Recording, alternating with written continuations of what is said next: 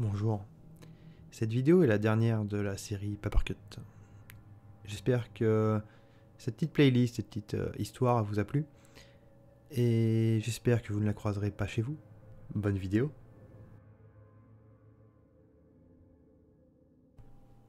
Le 28 février 2015. Candice dort encore. Je la laisse dormir tranquillement, le temps de lui préparer un bon petit déjeuner. Je l'ai réveillée doucement pour lui donner un chocolat chaud.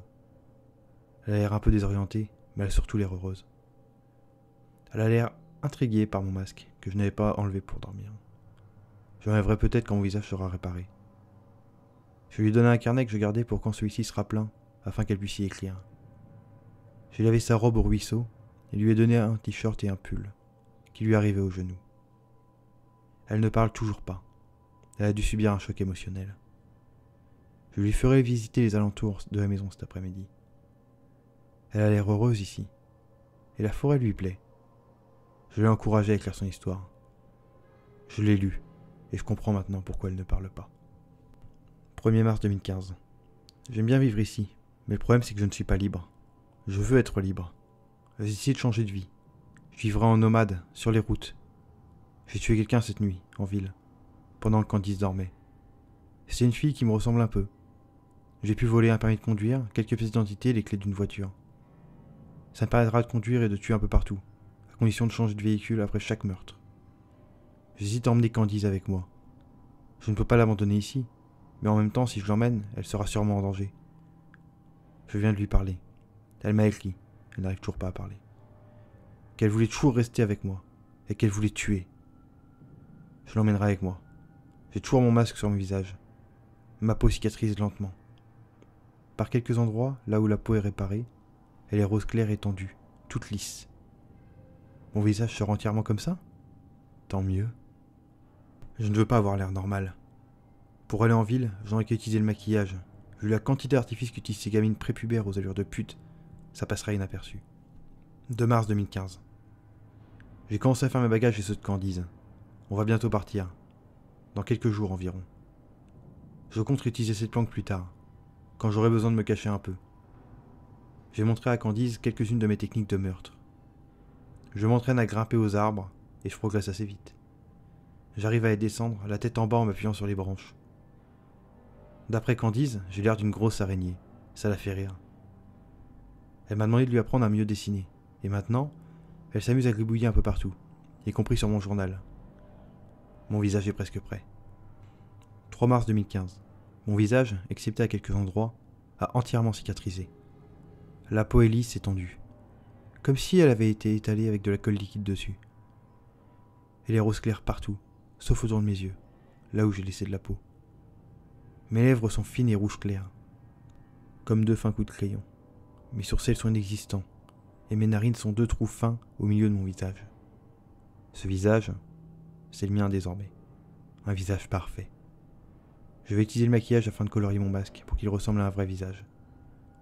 Un visage que les gens jugent normal. Je ne sais pas si je dois montrer mon nouveau visage à Candice. Non. Elle n'a pas à le voir. J'aimerais que ceux qui le voient soient mes victimes. Candice n'est pas une de mes victimes. 4 mars 2015. J'ai utilisé ma technique de descendre un arbre à la tête en bas pour tuer 3 adolescents qui s'étaient approchés un peu trop près de notre planque. Ils s'étaient assis au pied d'un arbre pour se reposer. Candice et moi n'étions pas très loin d'eux. Je me suis approché lentement, pendant que Candice m'observait d'un air intéressé. J'ai grimpé à un arbre voisin et ai sauté sur celui où les 3 garçons étaient adossés. J'ai commencé à descendre la tête en bas, avec un couteau entre les dents. Arrivé à environ 3 mètres au-dessus de celui qui était au centre, j'attendis qu'il se penche à nouveau pour me laisser tomber sur sa colonne vertébrale, qui craqua comme un morceau de bois mort. Les 2 autres étaient figés. J'attrapa mon couteau et le planta dans la gorge du second. Le 3e se leva et commença à courir. Je le pris en chasse et réussis à l'entraîner vers un endroit où le ruisseau était infranchissable. Les berges du ruisseau étaient trop rampantes et glissantes pour pouvoir sauter par-dessus sans finir dans l'eau. Il était face à moi, paralysé. J'ai enlevé mon masque et il a commencé à pleurer. Il devait comprendre qu'il allait mourir. Je l'ai tué en plantant mon couteau dans son cœur.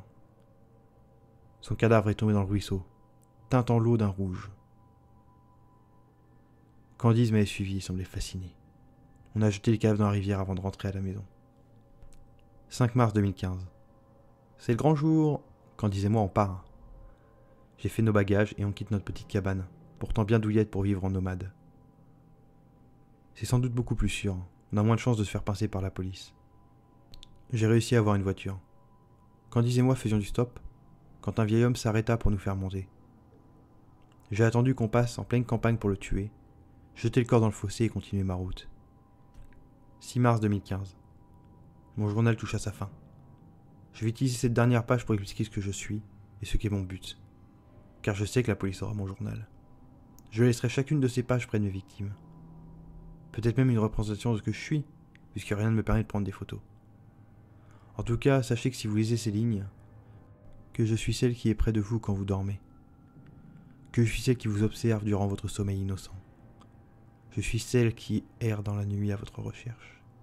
Je suis un monstre. Un monstre avec un visage semblable à celui de la mort. Celui qui sera la dernière chose que vous verrez avant de tomber dans un sommeil éternel. Mais n'ayez pas peur de ce sommeil. C'est une sorte de libération. Je vous libère de cette souffrance qu'est la vie. Voilà mon but. Libérez vos âmes en pleine peine. Dormez tranquille, je veillerai sur vous. Si vous avez l'impression d'être observé la nuit, n'ayez pas peur. Ce n'est que moi. Vous devez sans doute vous dire que je ressemble à Jeff the Killer, à vous demander d'aller dormir. C'est peut-être vrai. Ou peut-être pas. Je suis moi. Jeff n'existe pas. Moi, en revanche, je suis bien réel.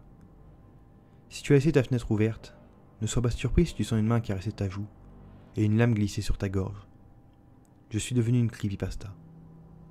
Les seules différences, c'est que je n'ai pas de réplique particulière. L'autre, c'est que je ne suis pas fictive.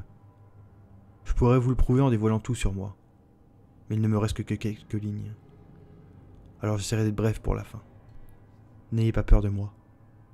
Si vous me voyez, accueillez-moi comme une vieille amie, et non comme une ennemie ou une folle en liberté. De toute façon, vous ne m'échapperez pas, sauf si j'en décide autrement. Ah, et j'ai oublié de le préciser, je suis pas seul. Candice m'aidera à libérer votre âme. Et peut-être que d'autres personnes m'aideront. Maintenant, je lance un défi à celui qui se charge d'enquêter sur moi. Arriverez-vous à me trouver avant que je vous trouve? La dernière page est sans doute la plus intéressante. Elle a été retrouvée dans une chambre d'un petit hôpital de village, peu équipé niveau sécurité, et victime d'un véritable carnage. Les chambres de l'hôpital étaient recouvertes de sang. La plupart des patients et du personnel étaient éventrés ou égorgés. Certains avaient un ou plusieurs bras ou jambes brisés. Le point commun entre tous était la colonne vertébrale brisée, au niveau du cou ou au milieu du dos. La page dans la chambre 99, soit la dernière. La plaque avait été échangée avec celle de la chambre 17. Un bis avait été rajouté à côté. Sur la vitre, un cercle avait été tracé au sang, ainsi qu'une croix au sol. Si on se place sur cette dernière, le cercle indique une rue, et le 17 bis représenterait une maison. Sans doute l'endroit où elle veut que j'aille. Là-bas, je découvris une scène semblable à celle de l'hôpital. Une famille y avait été tuée. J'y trouvais une lettre à mon attention. Cher commissaire ou inspecteur, ou quoi que ce soit d'autre, j'en ai aucune idée, et je m'en tape complètement. Bref. Sachez qu'en venant ici, vous acceptez de jouer au chat et à la souris avec moi. Il est toujours temps de renoncer, mais ce serait lâche et ennuyant. Je vous mettrai chaque fois sur la voie grâce à des indices assez simples à trouver, puisque je sais que vous n'arriverez jamais à m'attraper sans ça. Voici quelques informations à propos de mon jeu, qui vous permettra de jouer à conscience tranquille. Ou pas, c'est à vous de voir. 1. Vous m'affrontez seul ou avec une équipe. La seule différence sera le nombre de tombes à creuser. Si vous m'attrapez, vous aurez affronté ma petite famille, qui, je dois vous en informer, s'est bien agrandie depuis la dernière page de mon journal. Peut-être aurez-vous l'occasion de me voir. Dans ce cas, s'offrent deux possibilités. Si je porte mon masque, vous ne risquez pas de mourir, je me contenterai de partir. Si en revanche il s'avère que mon visage est à découvert, vous ne disposerez que de quelques jours pour faire vos adieux à vos proches. Je tirerai ce chiffre d'un simple dé de jeu basique que je lancerai. Quand je ferai mes apparitions, je vous poserai une énigme. Si vous répondez juste, je partirai. Si par contre vous répondez faux, une personne dans votre entourage quittera ce monde. Ne cherchez pas des indices trop compliqués. Ils sont souvent tellement simples que votre fils de seulement 7 ans pourrait sans problème les trouver. J'espère que vous n'avez pas peur de la mort.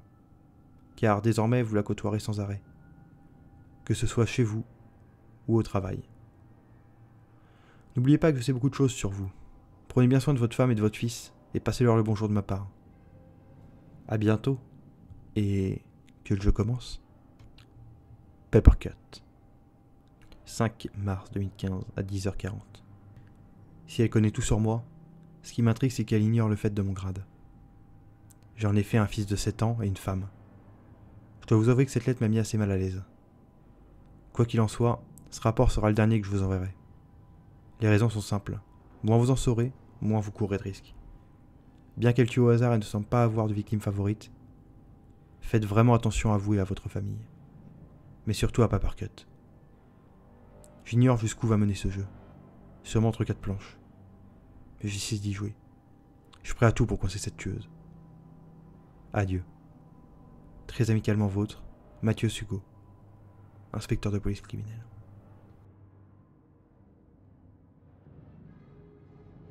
Si cette vidéo t'a plu, n'hésite pas à cliquer sur s'abonner. C'est peut-être pas grand chose, mais ça me fera énormément plaisir et ça me motivera à continuer. Et si tu veux voir plus de creepypasta, il y en aura une nouvelle par semaine, tous les mercredis, à 17h.